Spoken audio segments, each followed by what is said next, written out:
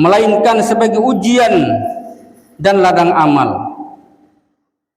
Setiap nikmat yang diberikan bukan untuk kita sia-siakan, tetapi untuk dimanfaatkan sebagai sarana mendekatkan diri kepadanya.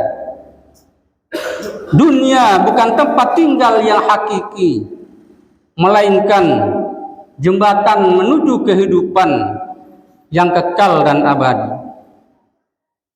Dalam hal ini Allah Subhanahu wa taala mengingatkan, "Wa mal hayatud dunya illa mata'ul ghurur." Dan kehidupan dunia ini tidak lain hanyalah kesenangan yang menipu. Quran surah Al-Imran ayat 185.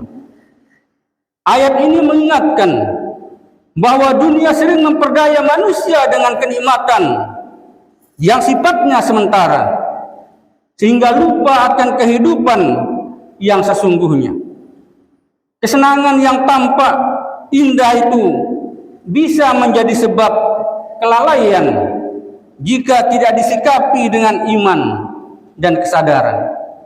Ma'asyiral muslimin, sidang jamaah Jumat rahimakumullah, kita harus menyadari bahwa kita hidup di akhirat bukan sekedar 100 tahun atau 1000 tahun, melainkan selama-lamanya. Kehidupan tanpa akhir itu ditentukan oleh apa yang kita lakukan saat ini. Jika kita mengisi hari-hari kita dengan ketaatan, tapi jika kita larut dalam kelalaian,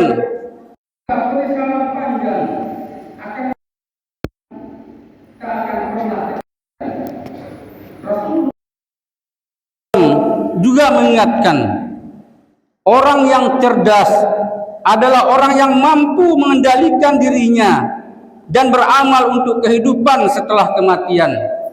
Sedangkan orang yang lemah adalah yang mengikuti hawa nafsunya dan hanya berangan-angan kepada Allah Subhanahu wa taala. Hadis riwayat Imam Tirmizi. Hadis ini menegaskan bahwa kecerdasan sejati bukanlah pada banyaknya harta atau kedudukan, melainkan pada kemampuan mempersiapkan diri untuk kehidupan akhirat nantinya.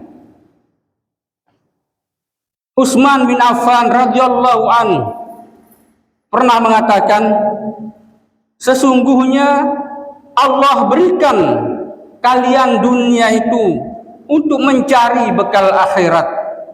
Allah tidak berikan kalian dunia agar kalian condong kepadanya. Perkataan ini begitu dalam maknanya. Dunia hanyalah alat, bukan sebagai tujuan.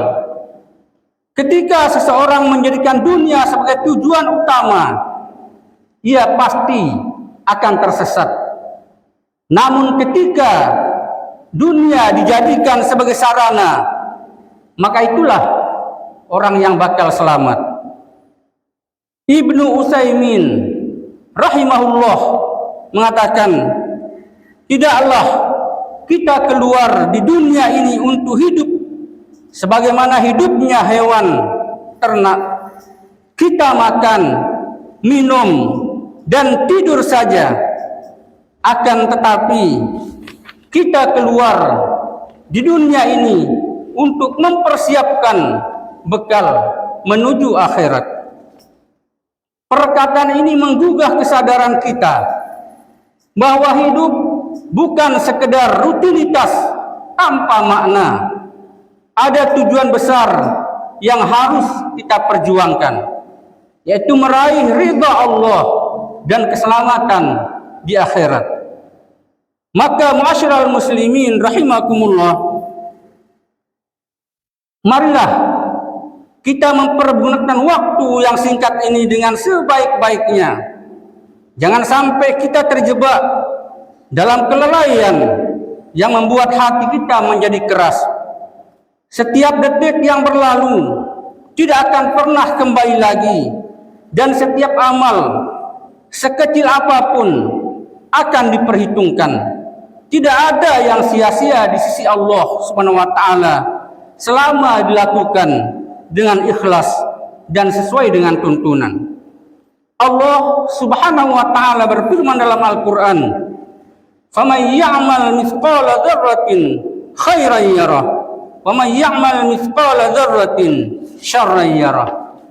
Maka barang siapa yang mengerjakan kebaikan sebiji zarrah pun, niscaya dia akan melihat balasannya.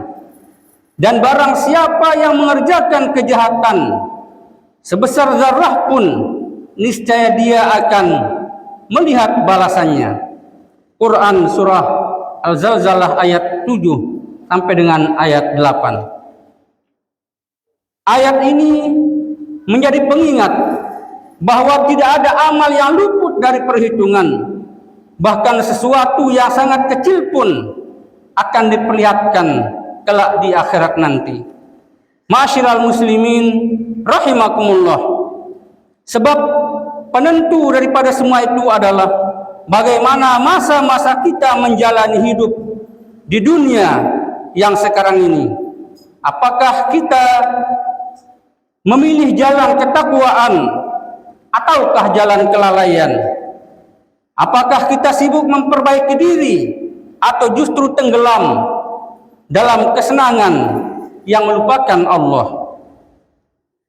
Ma'asyiral muslimin sidang jamaah Jumat rahimakumullah.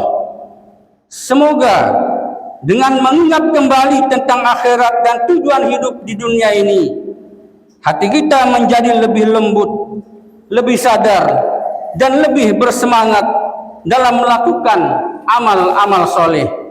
Jangan sampai kita tunda kebaikan karena kita tidak tahu kapan kesempatan itu akan berakhir. Mari kita jadikan setiap langkah sebagai bekal, setiap waktu sebagai peluang, dan setiap napas sebagai pengingat bahwa perjalanan menuju akhirat semakin dekat. Fa'tabiru ya ulil absar la'allakum turhamun.